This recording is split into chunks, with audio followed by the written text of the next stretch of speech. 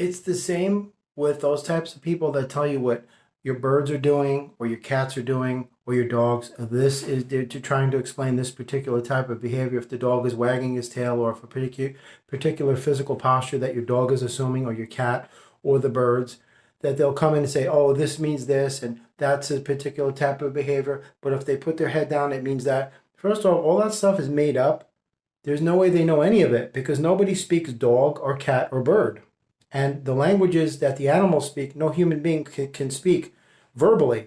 You can communicate with them telepathically, but only if you are enlightened enough to do so. And not too many people are, and especially the veterinary community, the animal shelter community, these are not spiritual people.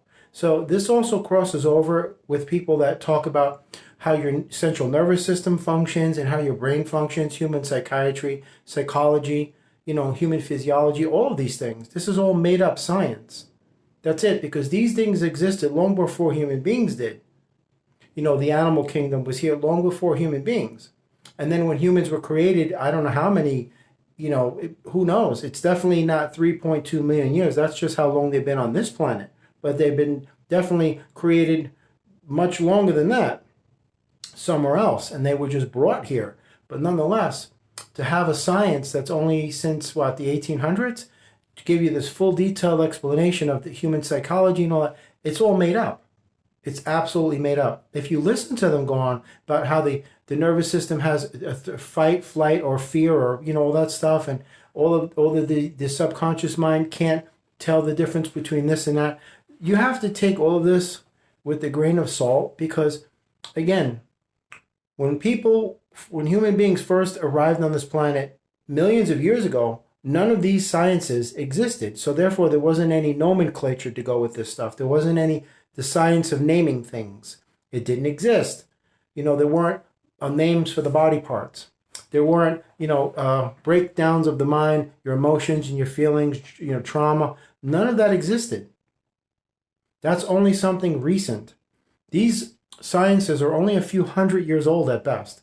Psychiatry and psychology were both created in the late 1800s.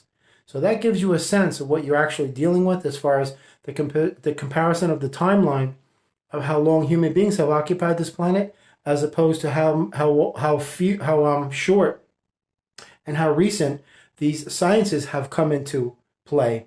So it's way behind on a lag. It's lagging very much behind. So you really have to analyze, the fact that where is this coming from? It's coming from people who are making it up. Like you see the dog whisperer. The dog is doing this and he's doing this. He doesn't know what he's talking about. None of them do.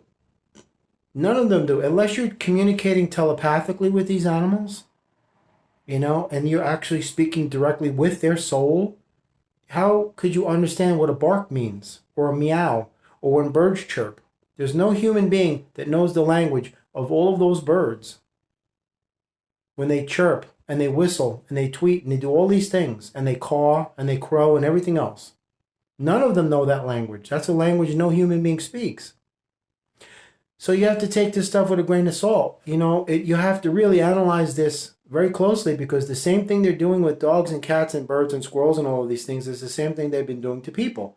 They just make you think that they know it, so therefore you believe that they do, and that is what you empower as the truth.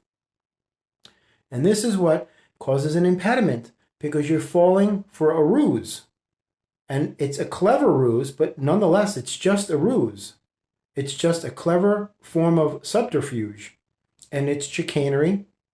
And it's just basically games with your head.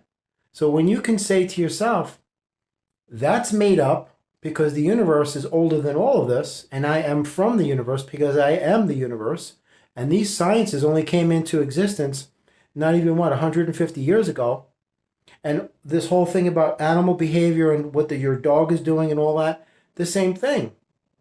How recent of an arrival are these animal behavior modification techniques?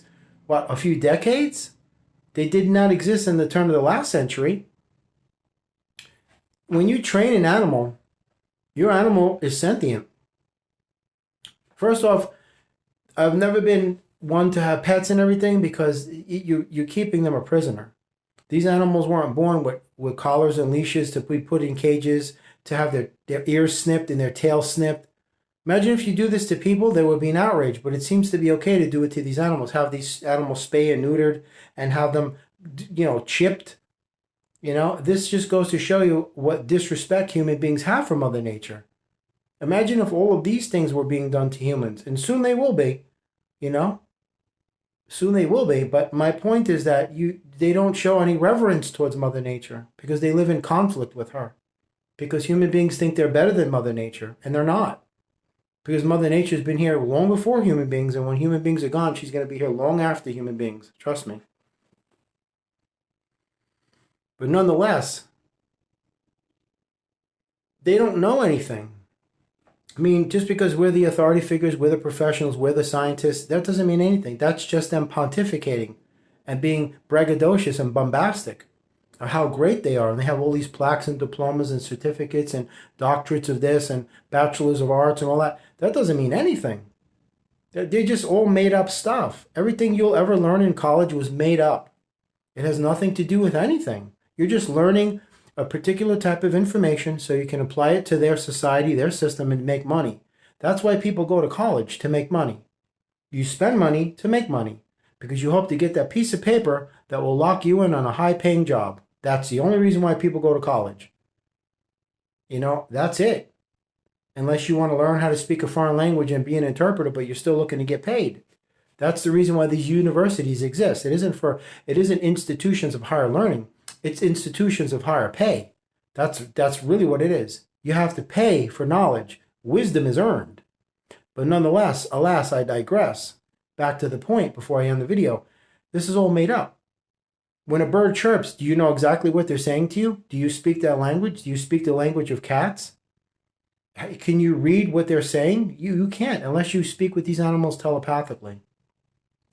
On that level, you can.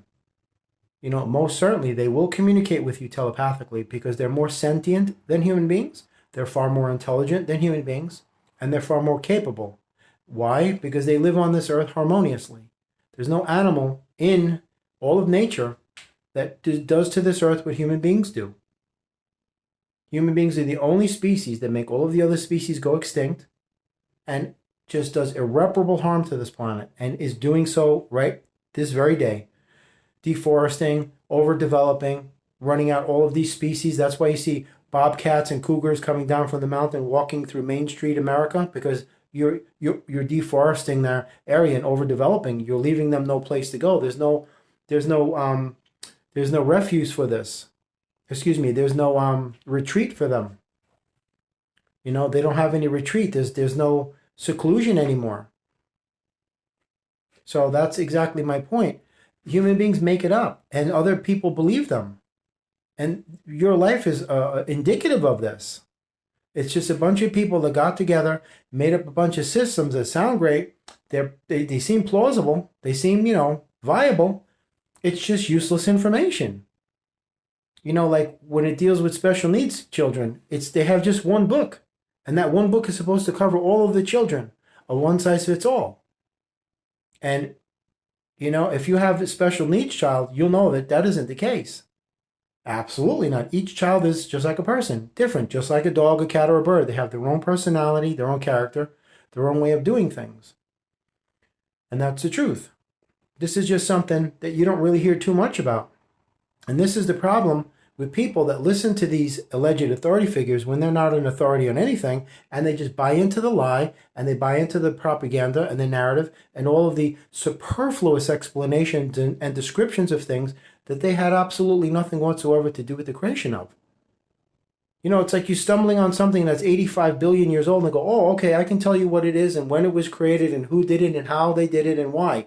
How could you? You're only 35 years old. How's that possible? Human beings aren't 85 billion years old. You see where I'm going with it? It's the same with religion, saying religion is the word of God. It's just nonsense. It's all made up. And people follow it because they don't ask questions. They're too afraid to stand out and defy these systems. And they're too inhibited with fear and, absolutely paralyzed with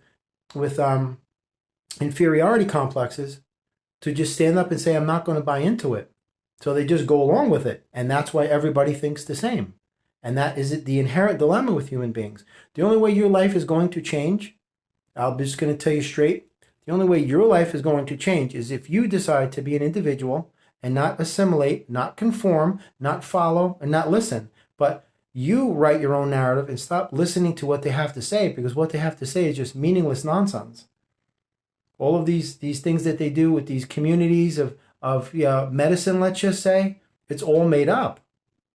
You know, I know for a fact that these doctors give diagnosis to these people. You have 3 weeks to live. And God says, really, watch this. And these people live 70, 80 years. You know, people go to 2, 3, 4, 5 doctors to get varying opinions. And one doctor will say, you have 2 weeks to live, Mr. Such and such. And then, okay, he's like, I'm not listening to you. Go to another doctor. You have 2 years to live. Not interested. And the other guy says, you have 10 years to live. Go to another doctor. You're going to be fine. You're going to live a happy life. And the guy winds up living a full life. See, somebody's opinion is their belief. And beliefs are stilted in assumption. I believe something to be true, so therefore I think that it is. That's an assumption. That's based on the premise of assumption, not actual facts, because they don't know the facts, because they weren't around when these things were created. So how could they know what's going on when they weren't even an inkling in the eye of God, when these things were already established, very much established in the cosmos? That's what I'm just saying. You have to come to that point where you stop accepting what they're saying as the truth, because it's not. And I remember a couple of years ago when everybody was listening to the TV and they all ran and got something. And, you know, they're all having a lot of regrets with that right now. I ain't going to go there, but, you know, those people aren't going to tell you what's in this stuff, folks. You know, so, I mean, you got to figure something's up, and this is no different. I just wanted to bring this to your attention because, you know, you really need to be cognizant and sentient and aware of what's going on. This way you can cut through all of the nonsense and the noise and get to the crux of the matter of what you need to do with your own life, which is, you know, the best possible life that you can create for yourself, and you share that overflow of wealth and prosperity and abundance with others and make their lives more enriched and more fulfilled, because you're not just here for yourself. You're here to spread love and light and to enrich and prosper others and have them benefit from that. Because don't forget, you might possibly be the answer to somebody's prayers and the blessings that they deserve, as the universe will work through you to help them. And that's something to think about, because after all, it is one love, one soul family. And that's another topic for another video. That's the reason why people have different last names, to divide you. We're only one soul family. We're all children from the same creator. But they give you different last names for division. And that's where you have religion and politics and, you know, all of that. It's just it's an infinite myriad of subdivisions that are superimposed upon the human ethos to divide and conquer. You know, I know I have a tendency of harping on this a lot, but it's very, very relevant what I say. I speak with veracity when I say this. I'm not speaking out of the side of my face, and I'm not being disingenuous. You have to question every single thing they say, because more than 9 times out of 10, the information is unfounded and untrue, and they're just making it up. Like I say, when it comes to the news, the only truth that the news speaks is the final scores of sporting events. Other than that, it's all made up. They can't even predict the weather, let alone tell you what this is and this and that is. And the rest of it's just scripted. But anyway, high vibration, love and light, peace. You're always loved. You're never alone. And do your own research with everything, anything in your life. And don't believe the hype. Not at all. Because it's all subliminals, man.